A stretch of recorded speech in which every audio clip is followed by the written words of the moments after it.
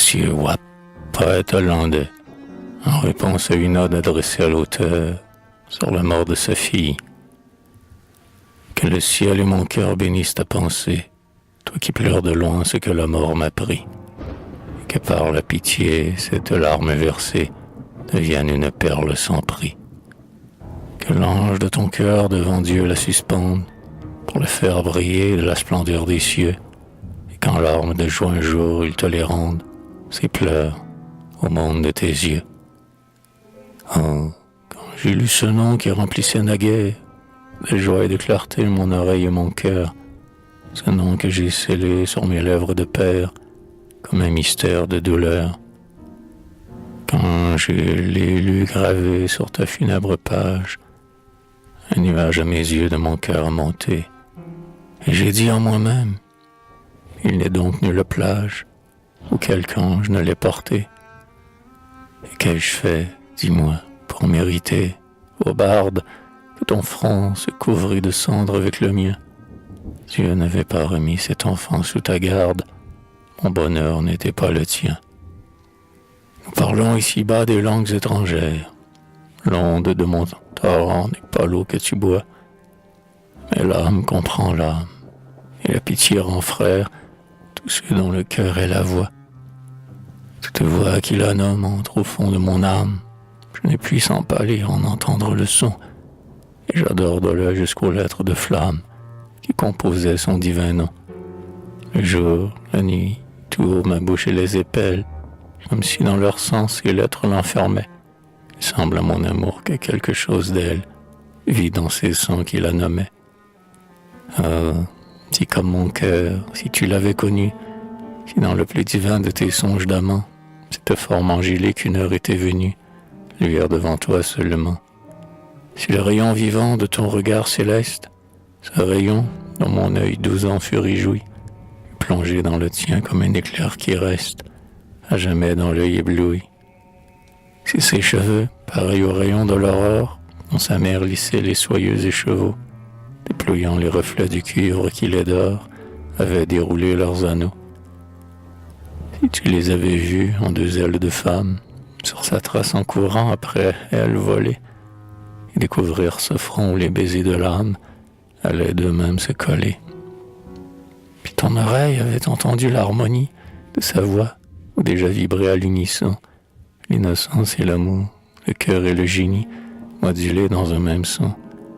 Si de ce doux écho ton oreille était pleine, et si, passant ton doigt sur ton front incertain, comme moi tu sentais encore la tiède haleine de ces longs baisers du matin. Comme moi, tu n'aurais qu'un seul nom sur la bouche, qu'une blessure au cœur, qu'une image dans l'œil, qu'une ombre sur tes pas, qu'un rêve dans ta couche, qu'une lampe au fond du cercueil. Elle, et toujours elle dans chaque aurore, elle dans l'air qui flotte, afin d'y respirer, elle dans le passé, pour s'y tourner encore, elle au ciel, pour le désirer.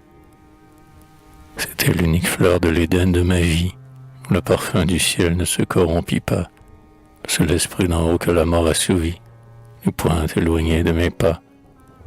C'était de mes beaux jours la plus pure pensée, que Dieu d'un vœu d'amour me permit d'animer, pour que dans ce beau corps mon âme retracée puisse réfléchir et s'aimer. Je la vois devant moi, la nuit, comme une étoile, dont la lueur me cherche et vient me caresser.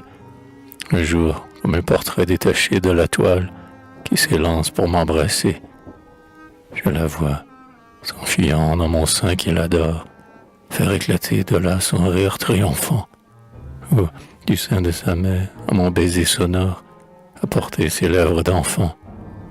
Je la vois, grandissant sous les palmiers d'Asie, se mirer au rayon de ces soleils nouveaux, et rêveuse déjà, lutter de poésie avec le chant de ces oiseaux. J'entends son insu se révéler son âme dans ces vagues soupirs d'un cœur qui se pressent, prélude enchanté de ces accords de femme où l'âme va donner l'accent. Oui, pour revivre encore, je vis dans son image. Le cœur plein d'un objet ne croit pas à la mort. Elle est morte pour vous qui cherchez son visage, Mais pour nous, elle est prête. Elle vit. Elle dort. Je l'entends. Je l'appelle. Et je sais que chaque heure avance l'heure fixe où je vais la revoir. Et je dis chaque jour aux pensées qui la pleurent. À demain, peut-être à ce soir. Oh, si de notre amour l'espoir était le rêve, si nous ne devions pas retrouver dans les cieux ces êtres adorés qu'un ciel jaloux enlève, que nous suivons du cœur, que nous cherchons des yeux. Si je ne devais plus revoir, toucher, entendre, elle qu'en esprit je sens, j'entends, je vois, son regard d'amour encore me suspendre, frissonner encore à sa voix. Si les hommes, si Dieu me le disait lui-même, lui, le maître, le Dieu, je ne le croirais pas, ou je lui répondrais par l'éternel blasphème, seule réponse du trépas. Oui, Péris, c'est moi-même et tout ce qui respire, et c'est monde et lui dans son ciel moqueur, plutôt que ce regard, plutôt que ce sourire, que cette image dans mon cœur. Mais toi qui m'as compris, toi dont la voix mortelle rend la voix dans mon sein des échos si chers, toi qui me dis son nom, toi qui fais parler d'elle la langue immortelle des vers, que les anges du ciel recueillent ta parole, cette parole aide à mes larmes à sortir, et que le chant du ciel dont ta voix me console, dans ta vie aille retentir. Pour ce tribut pieux, ta paupière humide, puisses-tu, jusqu'au soir de tes jours de bonheur, ne voir à ton foyer jamais de place vide, d'abîme creusé dans ton cœur. Et puisse à ton chevet, veillant ton agonie, une enfant dans son sein recevoir tes adieux, essuyer ta sueur et, comme un doux génie, cacher la mort et montrer Dieu.